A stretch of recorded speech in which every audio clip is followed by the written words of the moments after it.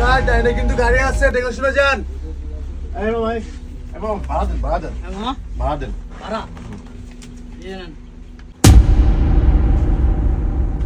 কি ব্যাপার?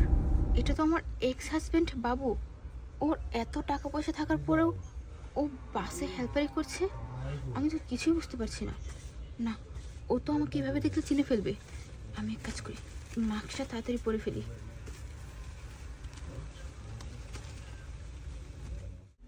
কই যাবেন? সাতক্ষীরা নামবেন। আচ্ছা, বাদ বাকি 200 টাকা আপনাকে পরে দিতে হচ্ছে। দিয়া যান কিন্তু মামা। না দিয়ে যাবো ভাই। ও ভাই ভাড়া দেন। পরে না বাড়া। না পরে আসতে পারবো না ভাই, ভাড়া না দিয়ে দেন। আরে ভাই তোমার অনেক ঝামেলা করে, অর্ধেক করে তোমার নামাই দাও, ভাড়া আমি গিয়ে দেবো, যাও। উস্তাদ বামে গাড়ি উস্তাদ দেখে শুনে যান। যাও, পরে দেবো, যাও। আরে ভাই ঝামেলা করতেছেন কেন? আগে তো ভাড়া দিয়ে দেন। তোমার তো অর্ধেক রাস্তা গিয়ে নামাই দাও। তোমার তো স্বভাব ঈদ সামনে স্বভাব, ভাড়া ফুল না, অর্ধেক রাস্তা গিয়ে তোমার নামাই দাও। তোমার বিশ্বাস আছে? আরে আমি তোমার পারে দেবো। আরে ভাই আপনি কি লোকাল গাড়িতে যাচ্ছেন যে আপনাকে আমরা নামাই দিব? এরা প্রতিবারে আমার এরকমই হয়। সমস্যা না, আপনি দেন, টাকা দেন, ভাড়া দিয়ে দেন। আরে ভাই ঘুমায়ও শান্তি নাই এতে জ্বালায়। মামা বামে যান, বামে। নাও নাও। আপনি বাদ বাকি আপনাকে পরে দিচ্ছি। শোনো পরে দিচ্ছি। না টাকাটা দাও। আরে 200 টাকা পাবেন তো, 200 টাকা দিচ্ছি আপনাকে। 200 টাকা নাই তুমি 500 টাকা দিবা, ভাড়া 500 টাকা। ম্যাডাম এ মামা ভাড়া দেন। দিতে আসছি তো। বুঝলাম না, এ কি ব্যবহার তোমাদের? টাকাটা দাও। আরে দিচ্ছি তো, ওয়েট করেন না। এই মামা বামে। এই ম্যাডাম ভাড়া দেন।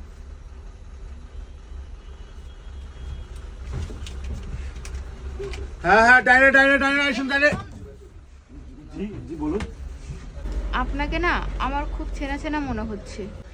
আমি তো বাসে কন্ট্রাক্টর, আমাকে হয়তো বা চিনতেই পারেন এইভাবে। না, আমি আপনাকে অন্যভাবে চিনি। অন্যভাবে কিভাবে চেনেন আপনি আমাকে? আপনি বৃষ্টির হাজবেন্ড না? আসলে আমি বৃষ্টির বান্ধবী। আমি আগে আপনাদের বাসায় প্রায় যেতাম। আপনি বৃষ্টির বান্ধবী হন? ও আচ্ছা আচ্ছা, ঠিক আছে, তাহলে ভালো আছেন না? হ্যাঁ, ভালো। উস্তাদ বামে যান, একটু সাউন্ড কম উস্তাদ। তাহলে থাকে না? আচ্ছা, একটু শোনেন। জি বলুন। যদি কিছু মনে না করেন, কিছু কথা বলতাম। কথা বলুন। জি বলুন। আসলে আমি আমার বান্ধবীর কাছে প্রায় শুনেছি না, আমি নিজের চোখেও দেখেছি। আপনার তো টাকা পয়সা কোনো কিছুর অভাব নেই। 2টা কোম্পানি আছে, একটা বাড়ি আছে, কোনো কিছুরই অভাব নেই। তাহলে আপনি বাসে হেল্পারি কেন করছেন? আসলে সে অনেক বড় কথা, অনেক বড় স্টোরি, আজকে নাই বলে আপনাকে। ঠিক আছে, আপনি থাকেন। হ্যাঁ আরে ভাইয়া, শুনুন না, বলেন। আসলে আপনার এই অবস্থা দেখে আমার খুব খারাপ লাগছে। আমি এটাই ভেবে কুল পাচ্ছি না যে যে মানুষটার একসময় এত টাকা পয়সা ছিল, সেই মানুষটা আজ এই অবস্থা। ভাইয়া, আমার না খুব কৌতূহল হচ্ছে, একটু বলেন প্লিজ। তাহলে শুনবেন? তাহলে শুনুন। এ মামা টাকা গো। দিব। বুঝলাম না। আসলে আমার একসময় অনেক টাকা পয়সা ছিল, গাড়ি ছিল, আমার কোম্পানি ছিল, আমার কোনো জিনিসের অভাব ছিল না। আসলে আমার সাথে আজকে যে ঘটনা ঘটে গেছে, এটা হয়তো বা আল্লাহ পাক আমার কপালে লিখে রেখেছিলেন, তাই আর কি আমার কপালে হয়েছে।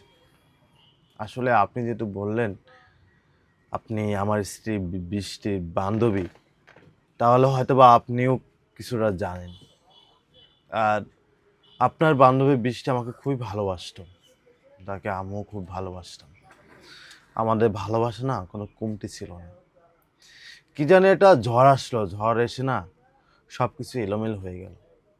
আসলে তার সাথে আমার হয়ে গেল ডিভোর্স, সে গেল এক জায়গায়, আমি চলে গেলাম আরেক জায়গায়। কেন ভাইয়া, আপনার স্ত্রী বৃষ্টি কি আপনাকে ভালোবাসতো না? অবশ্যই সে আমাকে অনেক ভালোবাসতো, আমার প্রতি তার ভালোবাসা কোনোদিন কমতি ছিল না।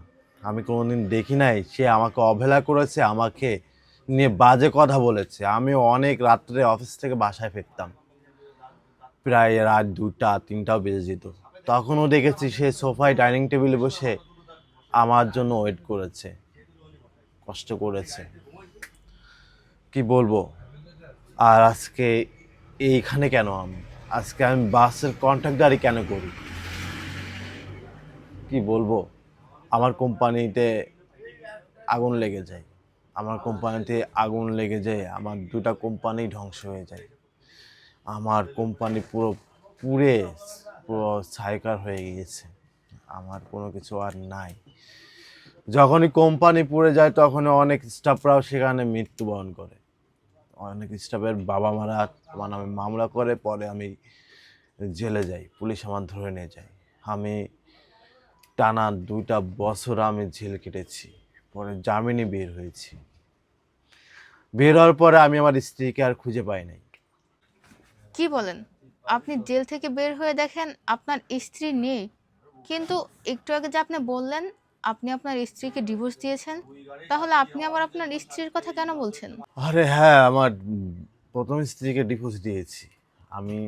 আমার বৃষ্টিকে ডিভোর্স দেওয়ার পরে আমি আরেকটা মেয়েকে ভালোবেসে বিয়ে করেছিলাম। আসলে যাকে ভালোবেসে বিয়ে করেছিলাম আসলে সে বউ হয়ে এসেছিল শুধুমাত্র আমার টাকা পয়সা অর্থ সম্পদ দেখে। আসলে সে বাস্তবে আমাকে ভালোবাসতো না, বাস্তবে আমাকে ভালোবাসতো আমার বৃষ্টি। আসলে বৃষ্টির কথা না আমি কখনো ভুলতে পারবো না। যাই হোক, আমি জেল থেকে বের হয়ে আমি আমার স্ত্রীকে আর খুঁজে পাইনি। আমি অনেক তথ্য নিয়েছি, অনেক খোঁজখবর নিয়েছি, এবং তার সাথে আমার একদিন দেখা হয়ে যায়। সে আমাকে বলে যে হ্যাঁ, আমি তোমার এখন স্ত্রী না, আমি এখন অন্যের স্ত্রী। তোমার এখন টাকা পয়সা অর্থ সম্পদ কোনো কিছুই নাই, তোমার ফ্যাক্টরি তোমার কোম্পানি সব পুরো ছারকার হয়ে গেছে, তোমার এখন কোনো কিছুই নাই। তাই আমিও না তোমার সাথে নাই, তোমাকে অনেক আগে আমি ডিভোর্স পেপার পাঠিয়ে দিয়েছি, তুমি জেলে ছিল তো তাই তুমি পাও নাই। এটা আর কি, অনেক কথা। যাই হোক, আমি আর বলতে চাচ্ছি না, আমার খুব খারাপ লাগতেছে। ভালো থাকেন। ভাইয়া উস্তাদ! জি বলুন। আচ্ছা, আপনি যে বললেন আপনি জেল থেকে বের হওয়ার পরে আপনার স্ত্রীর সাথে দেখা হয়েছে, কিন্তু আপনার স্ত্রী আপনাকে গ্রহণ করেনি, আপনার টাকা পয়সা কিছু ছিল না বলে। এখন যদি আপনার প্রথম স্ত্রীর সাথে আপনার দেখা হয়, তখন আপনার অনুভূতি কেমন হবে? আসলে আমার প্রথম স্ত্রীর সাথে দেখা হলে তো আমি আল্লাহর কাছে লাখ লাখ শুকরিয়া আদায় করব। কারণ আমার প্রথম স্ত্রী এতটা ভালো ছিল যে আমার এত কোটি কোটি টাকা থাকার পরেও তার ভিতরে আমি কোনোদিন লোভ কি জিনিস এটা আমি দেখি নাই। তার ভিতরে আমার প্রতি যে ভালোবাসা অগাধ ছিল এটা আমি সবসময় দেখেছি, সবসময় অনুভব করেছি। আর আমার দ্বিতীয় স্ত্রীর কথা যেটাকে আপনি বললেন, যার সাথে আমার জেল থেকে বেরোয় দেখা হয়েছিল, আসলে কথায় আছে না, ঘরের সুন্দরী বউ থাকলে না ঘরের বউকে ভাল লাগে না, বাইরের মেয়েদেরকে ভাল লাগে। আসলে আল্লাহ আমার ভিতরে এমন কিছু মানে শয়তান প্রয়োগ করেছিল, আমি আল্লাহর কথা বলবো না, আল্লাহ মাফ করুক। মানে শয়তান আমাকে এতভাবে এফেক্ট করেছিল যে আসলে আমি আমার অফিসের আমার পার্সোনাল অ্যাসিস্ট্যান্ট যে মেয়েটা ছিল তাকে বিয়ে করেছিলাম। মানে কি বলবো, বলার ভাষা আমি হারিয়ে ফেলেছি। ওই মেয়েটি আমার জীবনের অর্ধেকটা নষ্ট করে দিয়েছে, আমার সুন্দর সংসারটা নষ্ট করে দিয়েছে, আমার পুরো লাইফটাই নষ্ট করে দিয়েছে ওই মেয়েটা। যাই হোক, শয়তানের ধোঁকায় পড়ে আমি অপরাধ করেছি। আমি যদি আমার প্রথম স্ত্রী কখনো পেয়ে যাই, তার কাছে আমি মাপ চেয়ে নিব যে আমি তোমাকে ঠকিয়েছি, আমি তোমার সাথে অন্যায় করেছি, তুমি আমাকে মাপ করে দাও। আসলে তার সাথে কখনো আমার দেখা হয় নাই, তার সাথে কোনো দিন আমার, তার জন্য আমার খুব কষ্ট হয় যে আসলে আমি জীবনের সবচেয়ে বড় ভুলটা আমি করেছিলাম যে আমার প্রথম স্ত্রীকে আমি তালাক দিয়ে, প্রথম স্ত্রীকে আমি ধোঁকা দিয়ে। আল্লাহ আমাকে মাফ করুক। আমি না এখনো তোমার সরি, এখনো আপনার বান্ধবীকে ভালোবাসি, অনেক ভালোবাসি। দোয়া করে আল্লাহ যেন তাকে ভালো রাখে। আচ্ছা ঠিক আছে। দাঁড়ান, জি বলুন। এখন যদি দেখেন আপনার প্রথম স্ত্রী আপনার সামনেই বসে আছে, তখন কি আমার হবে? প্রথম স্ত্রী আমার সামনে বসে আছে মানে, মানে আপনি কি বলতে চাচ্ছেন?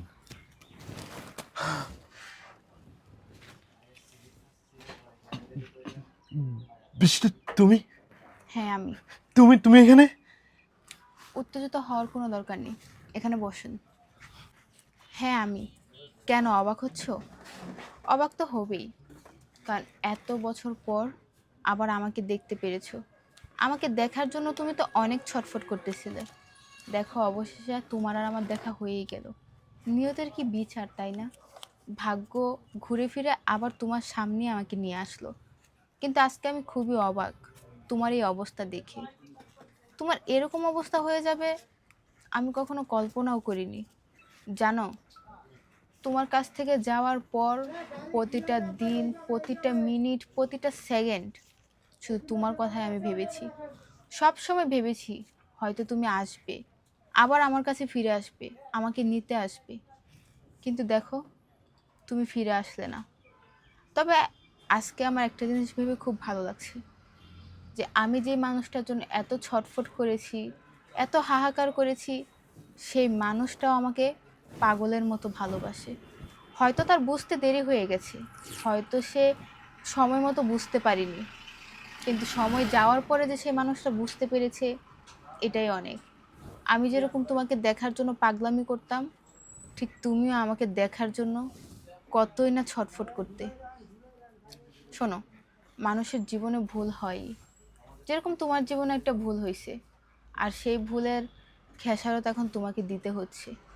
আর ভুলটা শুধু তোমার একার না, ভুলটা আমারও ছিল। আমি যদি তোমাকে যথেষ্ট পরিমাণ ভালোবাসতে পারতাম, তাহলে হয়তো তুমি আমাকে ছেড়ে অন্য কোনো মেয়ের কাছে যেতে না। বিশ্বাস করো, আমার ভালোবাসায় কোনো কমতি ছিল না। আমি সত্যিই তোমাকে অনেক ভালোবাসতাম, কিন্তু তুমি বুঝলে না। তুমি আমাকে বোঝার চেষ্টা করতে না। তুমি ভাবতে হয়তো অন্য কেউ তোমাকে আমার থেকেও বেশি ভালোবাসে। কই গেল সে ভালোবাসা? কই গেল তোমার এত ভালোবাসার মানুষ? তার মানে বৃষ্টি, তুমি এখনো বিয়ে করনি? বিয়ে? তাও আবার আমি? তুমি কি জানো না, মেয়েদের জীবনে বিয়ে একবারই হয়, বারবার না। আর আমি তো বিয়ে করেই ফেলেছি। হয়তোবা তুমি আমার কাছে নেই, কিন্তু সারা জীবন আমি তোমাকে আমার স্বামী হিসেবে মেনে গেছি। আর সেটাই মানবো। আমার পক্ষে আর বিয়ে করা সম্ভব না, কারণ আমার তো জন্মই হয়েছে তোমার জন্য। উপরওয়ালা তো তোমার ভাগ্যে আমাকে লিখেই পাঠিয়েছে। আমার তো জন্মই হয়েছে শুধুমাত্র তোমার জন্য। আর উপরওয়ালা তো তোমার ভাগ্যে আমাকে লিখে পাঠিয়েছে। সেই ভাগ্যকে আমি চাইলেও ঘুরিয়ে দিতে পারবো? কখনোই পারবো না। তাই তুমি থাকো আর না থাকো, সারা জীবন এটা ভেবেই আমার বেঁচে থাকতে হবে। বৃষ্টি, আসলে তোমার এই কথা শুনে মনে হচ্ছে আমি না আল্লাহর কাছে অনেক বড় পাপ করে ফেলেছি, অনেক বড় গুনাহ করেছি। কারণ তোমার মধ্যে একটা মানুষকে আমি তখন চিনতে পারি নাই, তোমার মধ্যে একটা মানুষকে আমি বুঝতে পারি নাই যে আল্লাহ আমার কাছে দিয়েছিল একটা ফেরেশতার মতো একটা মানুষ, আর তাকে আমি জাহান্নামের আগুনে নিক্ষেপ করেছি। বৃষ্টি, তুমি যদি আমাকে মাফ না করো, শোন, আল্লাহ আমাকে মাফ করবে না, আমাকে ক্ষমা করবে না। বৃষ্টি, আমি অনেক বড় অন্যায় করেছি। আসলে শয়তানের ধোঁকায় পড়ে তোমাকে ছেড়ে দিয়ে আমি ওই কাল নাগিনকে বিয়ে করেছিলাম। আর ওই কাল নাগিনকে বিয়ে যখনই করেছি তখনই না আস্তে আস্তে না আমার পত্তনের পর্ব চলে যাচ্ছে। আস্তে আস্তে আমার কোম্পানি ধ্বংস হয়ে গেল, আস্তে আস্তে আমার কোটি কোটি টাকা ধ্বংস হয়ে গেল, অবশেষে আমার জেলের ভাত খাইতে হলো। যার আজকে কোটি কোটি টাকা থাকার কথা, যার আজকে বড় গাড়িতে চলার কথা, সে আজকে বাসের কন্ট্রাক্টদারি করতেছে। আমার মনে হয় না, আমার মনে হয় আল্লাহ আল্লাহ তোমার ডাক্তার শুনছে। আমি এত বড় অন্যায় করেছি, এত বড় গুনাহ করেছি, আমার কপালে নাই এই সাজাটা পাওয়ার যোগ্য আমি অর্জন করে ফেলেছিলাম, যে এত বড় অন্যায় আমি করেছি। বৃষ্টি, তুমি আমাকে মাফ করে দাও। আমি আর জীবনে কোনোদিন তোমার সাথে আমি এগুলো করবো না, বৃষ্টি। আরে, তুমি কান্না কেন করতেছো? শোনো, কান্না করলে যদি সবকিছু সমাধান হয়ে যেত, তাহলে মানুষ দিন রাত কান্না করে সবকিছু সমাধান করে ফেলতো। আর তুমি তোমার ভুলটা যে বুঝতে পেরেছো, এটাই অনেক। শোনো, মানুষ মাত্রই ভুল। সারা জীবন যে একটা মানুষ ভুল করে না, তা কিন্তু না। মানুষ ভুল করে, আবার সে বুঝে, সে ভুল শোধরায়। এই যে তুমি যেরকম এখন বুঝতে পারতেছো। শোনো, নিরাশ হয়েও না। আল্লাহ পাক যেমন সব কিছু দিতেও পারে, ঠিক তেমন কেড়ে নিতেও পারে। এই যে আজকে তুমি নিঃস্ব, একদিন দেখবা তোমার আবার সব কিছু ঠিক হয়ে গেছে, তুমি আবার পরিপূর্ণ হয়ে গেছো। শুধু ধৈর্য ধরো। ধৈর্য ধরে থাকলে সব কিছুই পাওয়া যায়। এই যে দেখো, এই 2টা বছর আমি ধৈর্য ধরেছিলাম, তাই আবার তোমার সাথে আল্লাহ আমার দেখা করিয়ে দিছে।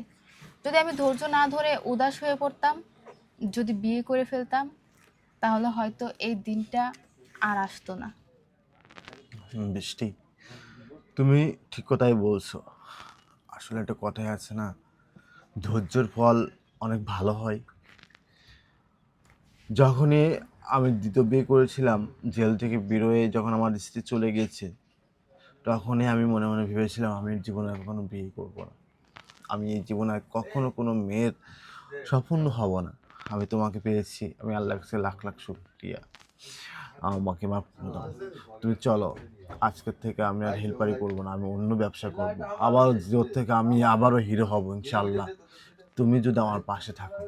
আগে যেমন তুমি আমার পাশে ছিলে, এখনো যদি তুমি আমার পাশে থাকো, আমি আবারও হিরো হয়ে যাব।